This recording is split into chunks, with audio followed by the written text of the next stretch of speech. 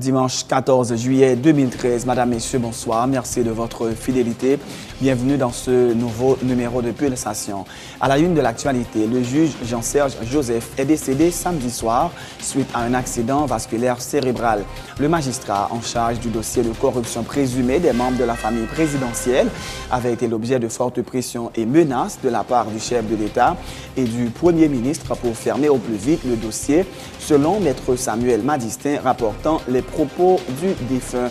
Les menaces ont été proférées par les deux responsables de l'exécutif, en présence notamment de l'actuel ministre de la Justice, Maître Jean-Renel Sanon, et l'ex-ministre Gary Lissade. À son cabinet soutient Maître Samuel Madistin. L'hôpital Bernard-Meuse, où est décédé le juge Jean-Serge Joseph, affirme que le magistrat est arrivé à l'hôpital dans un état grave et que les médecins de service avaient tenté vainement de le réanimer. Le juge Jean-Serge Joseph a été pris en charge par des médecins urgentistes américains qui travaillent à l'hôpital Bernard-Meuse à titre de volontaire. À partir de ce lundi 15 juillet, le port du casque sera obligatoire pour tout chauffeur de mototaxi à travers le pays. Le casque doit être doté d'un numéro identifiant clairement le conducteur, annonce le directeur de la PNH. Des dispositions ont été prises en vue de faire respecter cette mesure, indique Godson Aurelius. Et dans l'actualité internationale, l'acquittement de George Zimmerman, le vigile qui a tué en 2012 Trayvon Martin, le jeune noir de 17 ans, a déclenché une vague de protestations ce dimanche aux États-Unis. Des marches spontanées se sont déroulées dimanche matin dans des villes comme San Francisco, Chicago, Washington, Atlanta et Philadelphie. La justice égyptienne affirme avoir reçu plusieurs plaintes contre le président déchu Mohamed Morsi et plusieurs responsables de la confrérie musulmane pour incitation au meurtre et destruction de l'économie. Ces partisans dénoncent une tentative de réprimer leur mouvement. Dans l'actualité sportive, la sélection haïtienne de football se prépare à disputer ce lundi son troisième et dernier match de poule contre le Salvador dans le cadre de la 12e édition de la Gold Cup. Les Grenadiers seront assurés de passer le premier tour en cas de match nul face aux Salvadoriens ce lundi. Et à l'étranger, l'équipe de France des moins de 20 ans remporte au tir au but la finale du Mondialito en Turquie aux dépens de l'Uruguay. Madame, Messieurs, restez branchés pour le développement de ces titres et de bien d'autres.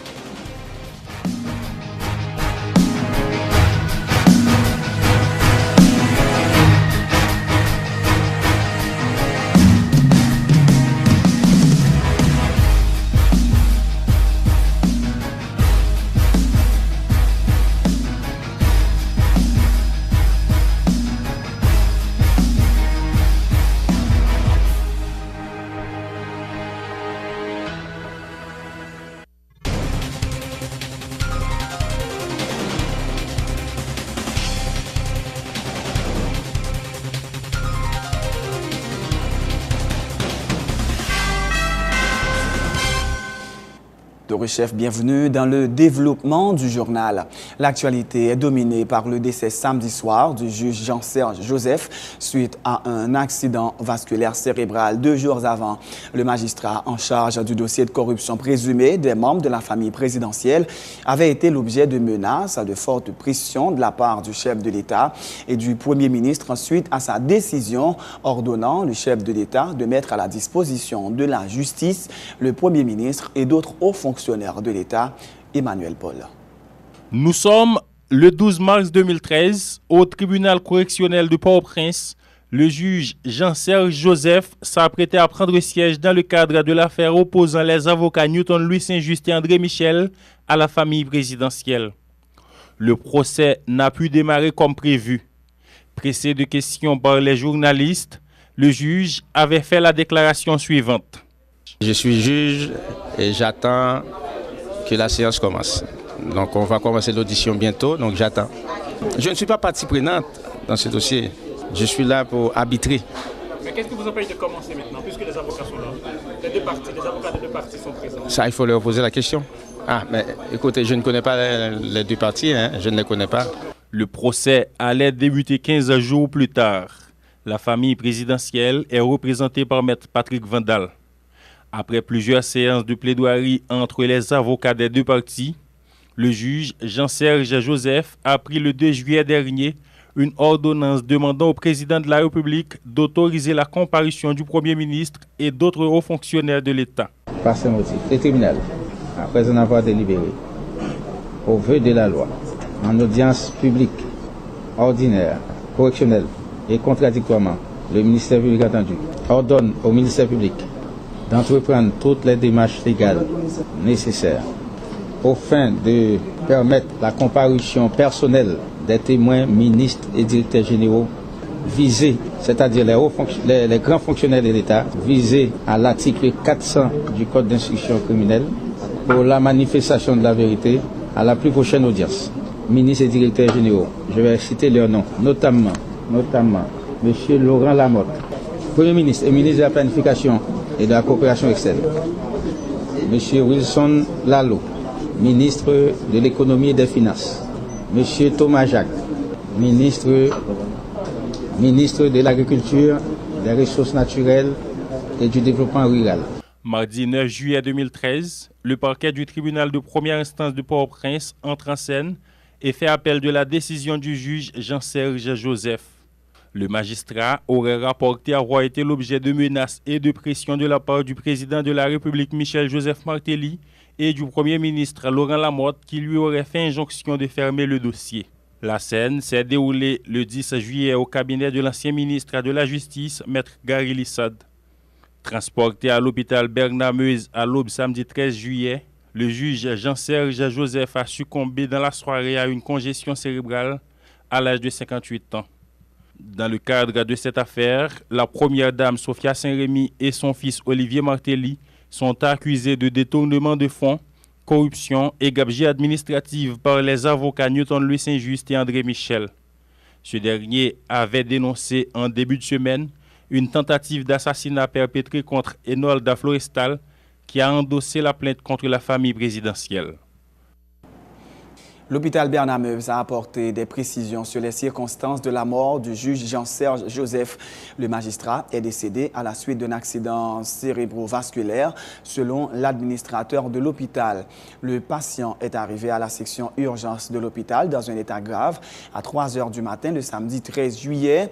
Les médecins de service ont tenté vainement pendant plusieurs heures de le réanimer, a indiqué le docteur Vincent Desrinaro.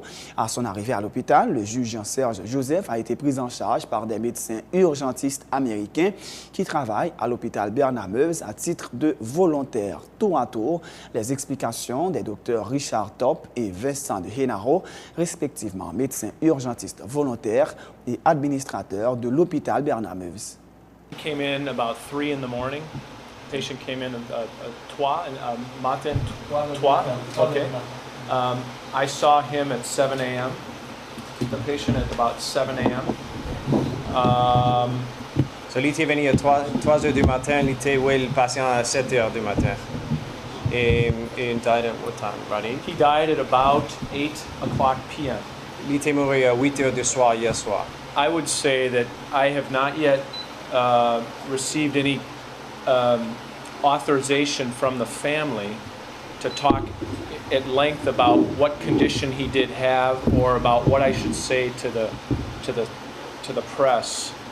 I will say that we worked as hard as we possibly could to save him and do the right thing for him and keep him comfortable. Okay. Donc, il t'a dit que il t'a fait tout bagage nous qu'a fait ici pour lui. Il était venu bien malade. Ces informations c'est confidentiel. Il ne peut pas parler avec la famille pour connaître ça. Si nous a dit tout le monde ça allait bien. Moi fait radiographica pour lui, comprendre? Ou bien moi t'ai parlé avec famille, comprendre? En pile, moi. Deux patients pas plus. Non. Non. Quel cadavre là doucement pour lycée volontaire, il travaille ici de temps en temps, mais lycée. Where's the body right now? Is that the blood, right? The family has, I believe, I don't know for sure, but my understanding, empieza familia gagné body. Nous te bal corps En pas connaît. Après 4-6 heures, nous bail toujours le corps à la famille. Les gens stressés, ils ont venir, les tensions pas venir plus gros, ils ont fait stroke. C'est possible. Nous te fait scanner, nous te fait radiographie, nous te bal les médicaments, l'oxygène, tout pareil, nous café, mais nous te mourir. Et bon, il faut, nous besoin de temps pour les résultats de l'autopsie encore, mais nous pensons qu'il était gagné un stroke, un AVC. Nous recevons pour un AVC. Oui. Là, les vignes, la police souvent venir trop indisposée. Et bon, c'est plus ou moins le confidentiel, mais nous avons dit qu'il était venu bien malade et il était un gros problème. C'est le même bagage. Nous ne pouvons pas parler exactement de ça qu'il était gagné parce que ça c'est confidentiel, mais nous avons lu déjà dans journaliste qu'il était fait stroke. Il nous a confirmé ça, mais après ça, il n'a pas dit ça il était gagné exactement. Vous comprenez? Pas de connaître, pas de parler, ça c'est l'histoire médicale de la patiente, de la famille. Mais normalement, quand un patient a un stroke, ils ont une hypertension, ils ont un diabète, ils ont fait sick, ils ont un autre problème qui cause ce stroke-là, en général.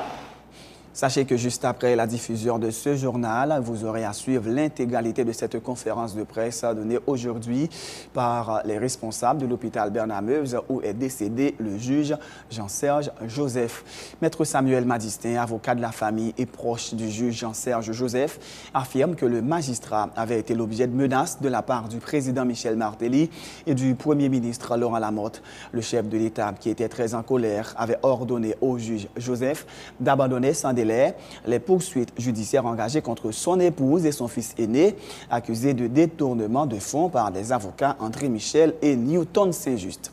Maître Madistin, qui participait à l'émission Sans détour ce dimanche, a indiqué que la scène s'est déroulée jeudi dernier, en présence notamment de l'actuel ministre de la Justice, Maître Jean-Renel Sanon, au cabinet de l'ancien ministre de la Justice, Maître Gary Lissade, rapportant les propos du défunt.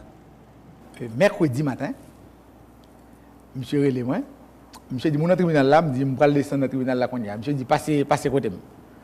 Me passer, me passer moi monsieur dit comme ça doyen vient côté le doyen du tribunal, maître Jean-Michel dit que pouvoir très offusqué de décision que moi elle est très compliqué et li organiser on rencontre pour moi, il faut li prendre avec moi pour nous rencontrer un conseiller du Premier ministre, M. Gary Lissade. Les retourner, M. Relé, M. dit, Moula, me dit oui, là. M. dit, passez, ouais, je tourne côté. M. dit, mon cher, Negio, dis-moi que le président très vexé, il n'a pas Haïti les décisions à rendre. M. dit, il n'a pas intervenu parce qu'il n'a pas estimé en Haïti, il y a un juge qui a une chance pour rendre une décision comme ça. Le président tellement fâché pour le dormir, c'est drogue qu'il prend. Alors, monsieur dit, mais qui ça vous voulez? Monsieur dit d'abord, le Premier ministre n'a pas là, quand il y a la centrale, il a voulu rencontrer demain, à tout le président, puis il dit ça vous voulez. Et c'est doyen qui viennent avec vous, pas venir à chauffeur, pas venir à sécurité, pas venir à machine par où. Jeudi après-midi, le relais. Monsieur dit, maître Madistin, mal l'estéré, mal ouais madame, moi, mal ouais petite, moi, mal parler avec une réunion en fait. Faut me demain matin, bagaille grave. Je me dis, monsieur, ok. Vendredi matin, moi, je descends de côté, je me réveille, il y a l'autre juge d'instruction qui était là, et l'autre monde qui était là tout. Et puis, monsieur dit, moi, mettre la bagaille grave. Monsieur dit, moi, réunion faite. Mais mon yo extrêmement menaçant, il dit, bagaille ça dure trop. Il y a un délai, nous-mêmes à doyen, d'ailleurs, il va comprendre comment doyen a fait distribuer un dossier comme ça devant moi. Il connaît bien que je ne juge pouvoir. Il va jusqu'à mardi pour dossier ça fermé. Le président est là, le premier ministre est là, évidemment, Maître Lissade, et puis le premier ministre, et le ministre de la Justice. Maintenant, monsieur dit que Maître Vandal pour le présenter by doyen en requête pour le rendre ordonnance pour l'ordonner qu'il va faire attendre mardi et il va le signifier l'ordonnance ça pour le venir siéger. Et puis c'est là moi dit mais doyen pas qu'à faire la loi pas le pouvoir ça. Monsieur dit maître Madistin et pas mandé yo exiger et ben elle a pas gain jouet non a bien moun mourir là-dedans. Il était visiblement paniqué. OK. Juste gagné ou même juge là il n'était pas là avant. Il y a l'autre monde que parlait que n'était pas là avec. Il parlait avec moi, il y a monde qui était l'autre monde qui était là. Pas besoin de citer non yo. OK. Non mais il y a l'autre monde parlait avec tout qui dit juge là t'es pas là avec eux et que il dit que dans la conversation arrive un moment juge là lui-même il tellement voulait dire pas gain aucun côté pour passer là puisque j'en dis là et le agetan est fin passer pour ta retourner et sous décision et puis il y a une autorité qui dit bon de toute façon reste la vie pas dans main est-ce que monsieur d'où ça tout il pas dit mot ça mais il dit moins que vie parle à toute vie doyen en danger et il dit c'est une chance que yo ba yo pour audience mardi ya il dit ça. Donc c'est que monsieur après rentrer Port-au-Prince et puis monsieur était cabaret. Et puis alors ça vers 1h du matin, 1h 2h du matin et puis madame nan ouais monsieur gon malaise, il couru prendre mener l'hôpital Bernard-Meuse. Et les arrivé à l'hôpital là, moi docteur a dit monsieur font une hémorragie cérébrale, monsieur fait un stroke massif et il montre un scanner fait pour lui quantité de sang et qu'après il dit monsieur dit impossible que monsieur vive. Famille a voulu quitter en fond avion ambulance venir pour te voyer le Canada comme ça. Le docteur a dit impossible, il peut pas arriver. Pas aucun c'est un miracle, pas aucun hôpital au monde qui capable monsieur la vie parce que le choc que monsieur fait dans tête là, hémorragie qu'il provoque, il pas stopper. Et voilà, monsieur mourir comme ça. Pour Édouard Poultre, cette nouvelle affaire risque de ternir davantage l'image de l'exécutif. Le coordonnateur du Conseil haïtien des acteurs non étatiques se dit inquiet des dérives du pouvoir en place, soulignant que des événements survenus ces derniers jours dans le pays rappellent les années noires de la présidence de Jean-Bertrand Aristide au début des années 2000. Édouard Poultre était également à son détour. D'abord, son gros perte pour le pays.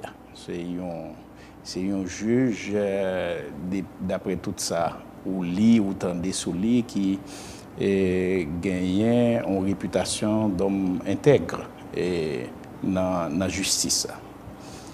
Et donc, son perte liée pour le pays. Mais au fur et à mesure que les témoignages maintenant distincts, m'attendais, ou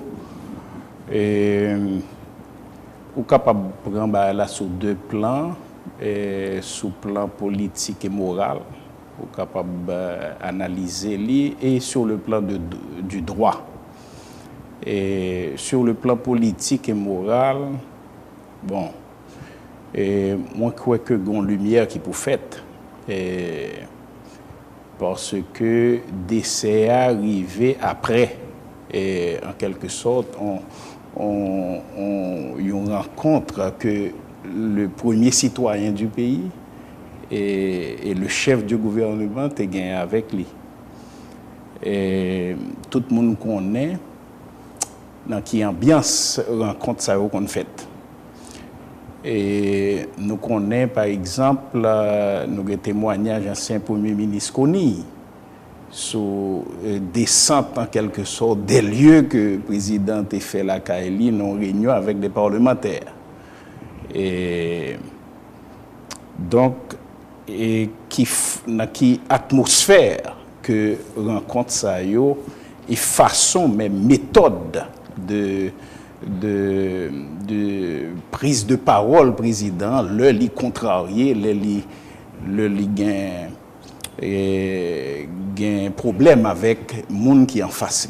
Donc, au plan politique et moral, moi je crois que il y a des conséquences graves sur la perception citoyenne capable de gagner de président et je dis à le premier ministre Santo, vous comprenez, et qui qualité monde qui a dirigé le pays. Et qui gens sont capables de traiter un dossier comme ça, je dis. Et après bagay ça, m'a gagné et li remonter dans mémoire moi. Et les années noires de présidence Aristide, et tout l'œil qualifié pouvoir de un pouvoir voyou parce que le pouvoir était versé dans la criminalité.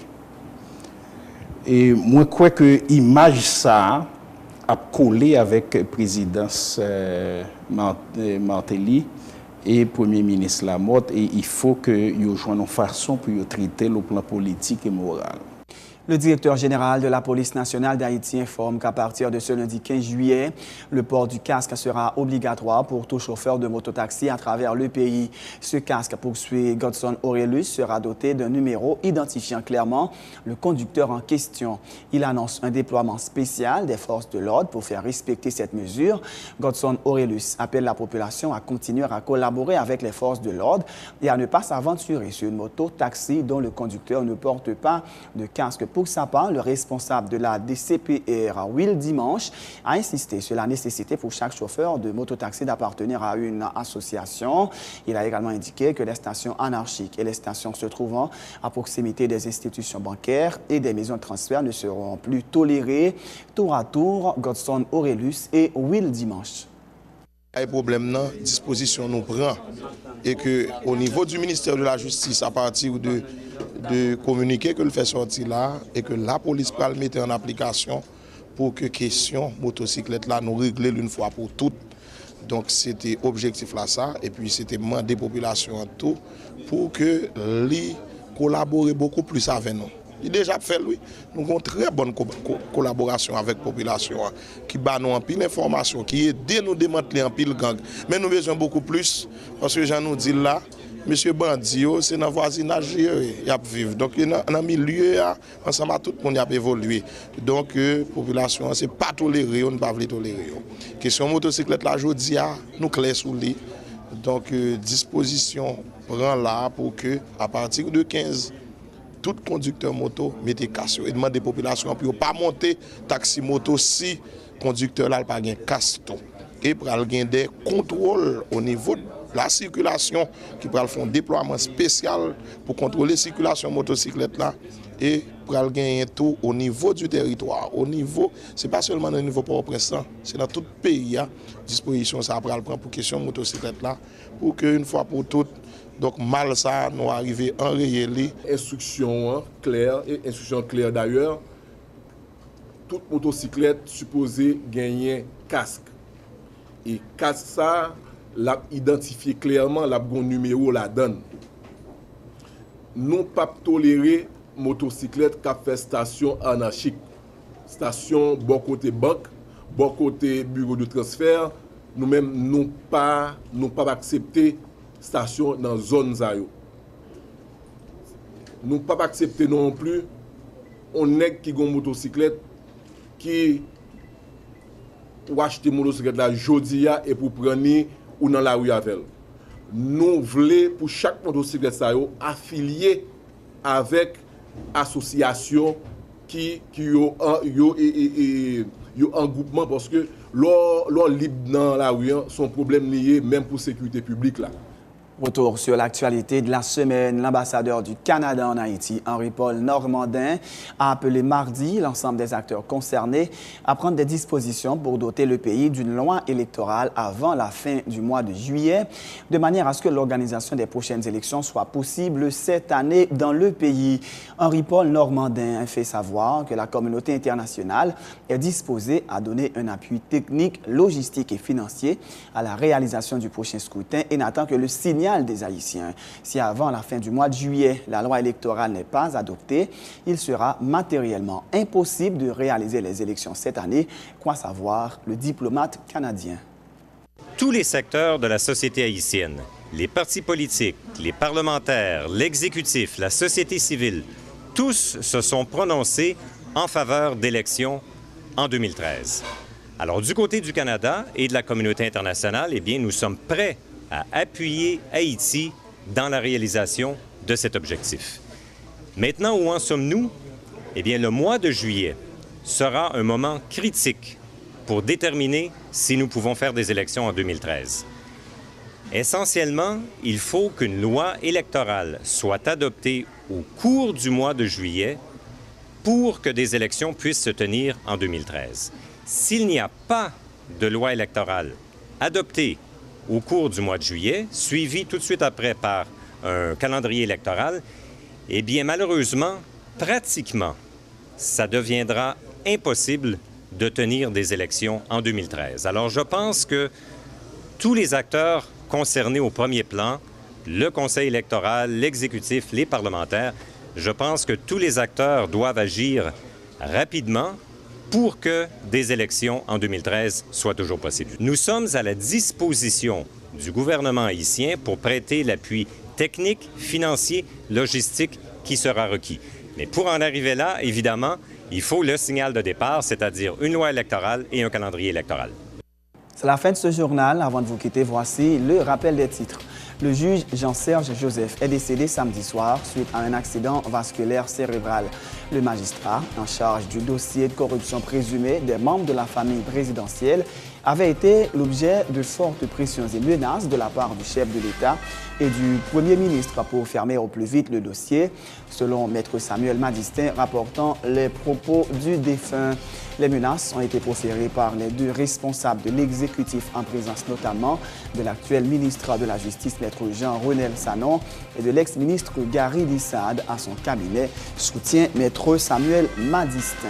L'hôpital Bernard-Meuse, où est décédé le juge Jean-Serge Joseph, affirme que le magistrat est arrivé à l'hôpital dans un état grave et que les médecins de service avaient tenté vainement de le réanimer. Le juge Jean-Serge Joseph a été pris en charge par des médecins urgentistes américains qui travaillent à l'hôpital Bernard-Meuse à titre de volontaire. À partir de ce lundi 15 juillet, le port du casque sera obligatoire pour tout chauffeur de mototaxi à travers le pays. Le casque doit être doté d'un numéro identifiant clairement le conducteur, annonce le directeur de la PNH. Les dispositions ont été prises en vue de faire respecter cette mesure, indique Godson Aurelius. À l'étranger, l'acquittement de George Zimmerman, le vigile qui a tué en 2012 Trayvon Martin, le jeune noir de 17 ans, a déclenché une vague de protestations ce dimanche aux États-Unis. Des marches spontanées se sont déroulées dimanche, ce matin donc, dans des villes comme San Francisco, Chicago, Washington, Atlanta et Philadelphie. La justice égyptienne affirme avoir reçu plusieurs plaintes contre le président déchu Mohamed Morsi et plusieurs responsables de la confrérie musulmane pour incitation au meurtre et destruction de l'économie. Ses partisans dénoncent une tentative de réprimer leur mouvement. Dans l'actualité sportive, la sélection haïtienne de football se prépare à disputer ce lundi son troisième et dernier match de poule contre le Salvador dans le cadre de la 12e édition de la Gold Cup. Les Grenadiers seront assurés de passer le premier tour en cas de match nul face aux Salvadoriens ce lundi. Et puis à l'étranger, l'équipe de France des moins de 20 ans remporte au tir au but la finale du Mondialito en Turquie aux dépens de l'Uruguay. C'est la fin de ce journal. Merci de l'avoir suivi. Bonne suite de programmes sur Télé Pluriel.